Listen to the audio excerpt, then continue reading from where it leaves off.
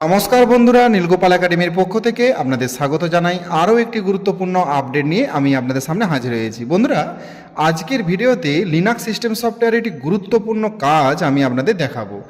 বন্ধুরা, আপনারা জানেন যে উচ্চ মাধ্যমিকের থার্ড সেমিস্টারে পাইথন রয়েছে। তো পাইথন একটি গুরুত্বপূর্ণ ল্যাঙ্গুয়েজ।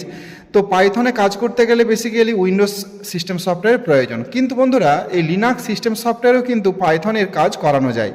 তো কিভাবে লিনাক্স সিস্টেম সফটওয়্যারে পাইথনে আপনি কাজ করবেন তার সম্পূর্ণ পদ্ধতি আজকের ভিডিওতে স্টেপ বাই স্টেপ আলোচনা করব।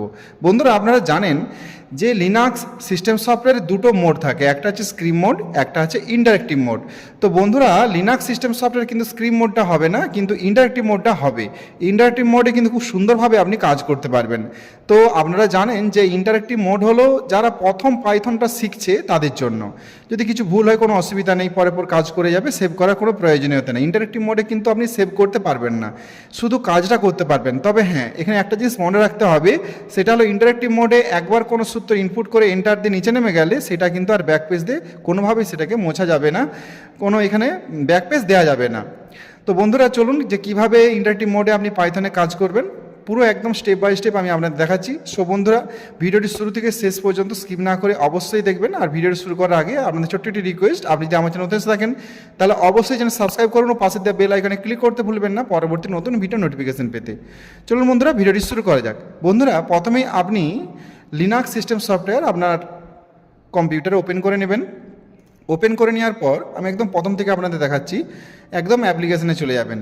অ্যাপ্লিকেশনে যাওয়ার পরে এখানে সিস্টেম টুলসে দেখুন টার্মিনাল রয়েছে, নাহলে কন্ট্রোল অল টি টিপলেও কিন্তু টার্মিনাল ওপেন হয়ে যাবে।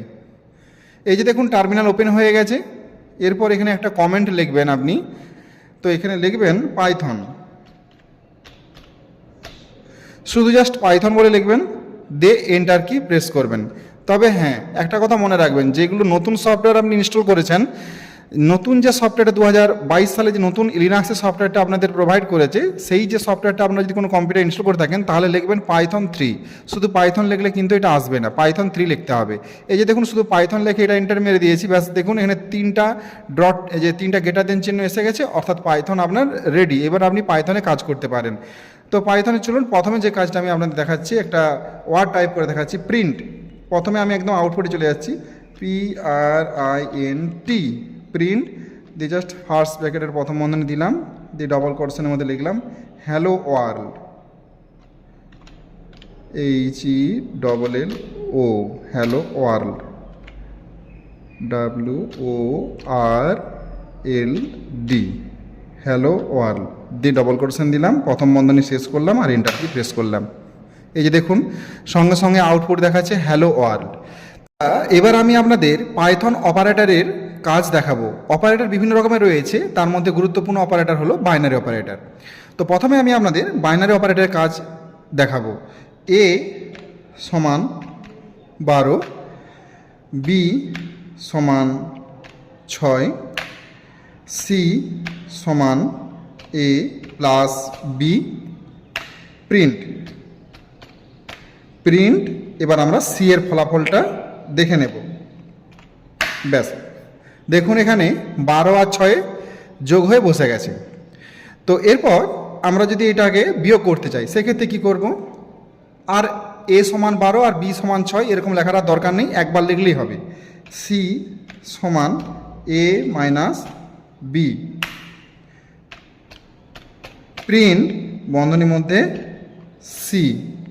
এই দেখুন এই যে বিয়োগ হয়ে বসে যাচ্ছে, 12 থেকে 6 বাদ দিলে 6 থাকে।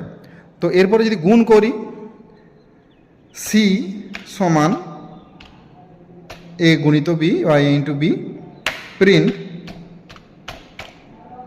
বন্ধনীর মধ্যে C। এই যে দেখুন এই যে গুণফল প্রকাশিত হচ্ছে, গুণ হয়ে বসে গেছে, দেখতেই পাচ্ছেন।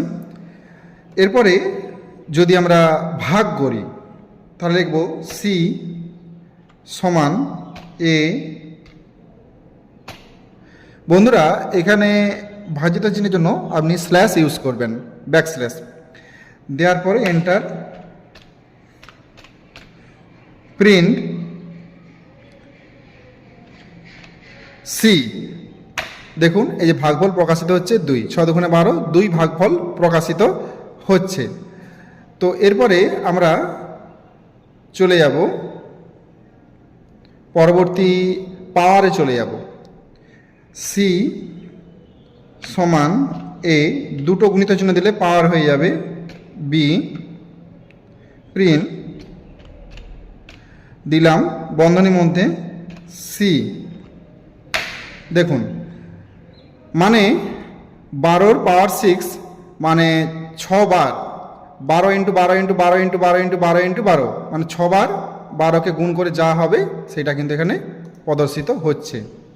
এরপরে চলে যাব ফ্লোর ডিভিশন। দেখুন ফ্লোর ডিভিশনে কি আসে, সি সমান এ, দুটো ব্যাকস্ল্যাশ বি, প্রিন্ট সি। কত আসছে না ভাগফলটা প্রদর্শিত হচ্ছে। এরপরে আমরা চলে যাব মডিউলসে। এখানে দেখুন সি সমান এ, একটা পার্সেন্টেজ চিহ্ন এখানে ব্যবহৃত করতে হবে, প্রিন্ট সি।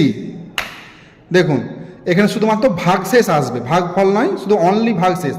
6 দুগুণে 12, ভাগশেষ তো কিছু থাকছে না, অনলি জিরো, জিরোটা আসবে।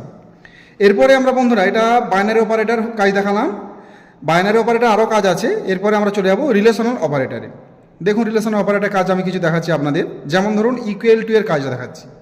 ধরুন লিখে দিলাম 6 সমান সমান 6, 6 সমান সমান 6, এন্টার। দেখুন ট্রু আসছে, মানে 6 যা ভ্যালু এখানেও 6, 6 সমান সমান 6 মানে দুটোর ভ্যালু একই, তাই ট্রু আসছে। যদি লিখতাম আমরা 6 সমান সমান 5, কী আছে ফলস, মানে 6-এর যা ভ্যালু 5-এর যা ভ্যালু তার সমান সমান নয়, এই জন্য এখানে ফলস দেখাচ্ছে। এবার আমরা চলে যাব নট ইকুয়াল টু। এই জিনিসটা কি, এখানে লিখে দিলাম যে 9 দিয়ে একটা এই চিহ্ন দেবেন, বিরাম চিহ্ন দিয়ে সমান দেবেন, দিয়ে 6। 9-এর ভ্যালু 6-এর ভ্যালু কিন্তু সমান নয়, কিন্তু নট ইকুয়াল লাগানো রয়েছে, এই জন্য এন্টার দিলে ট্রু আসছে। মানে নট ইকুয়াল মানেই তো যে 9 আর 6-এর ভ্যালু অসমান, এই জন্য এটা বোঝাচ্ছে এটা 9 আর 6-এর ভ্যালু অসমান, এই জন্য এটা ট্রু প্রদর্শিত হচ্ছে। আমি আপনাদের গেটার দেনের একটু কাজটা দেখাচ্ছি। গেটার দেনও কিন্তু রিলেশনাল অপারেটর।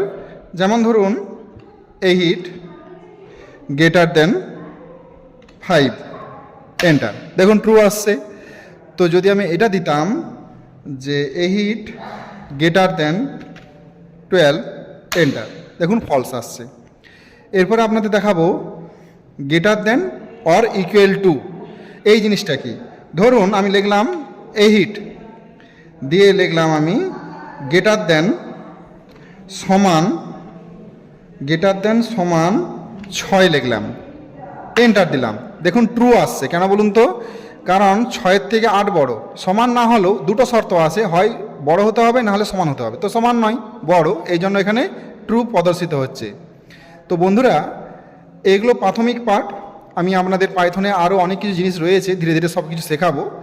যদি আপনাদের ভালো লাগে, যদি আমরা এইভাবে পাইথন আমার কাছে শিখতে চান, তাহলে অবশ্যই কমেন্টে কিন্তু জানাবেন।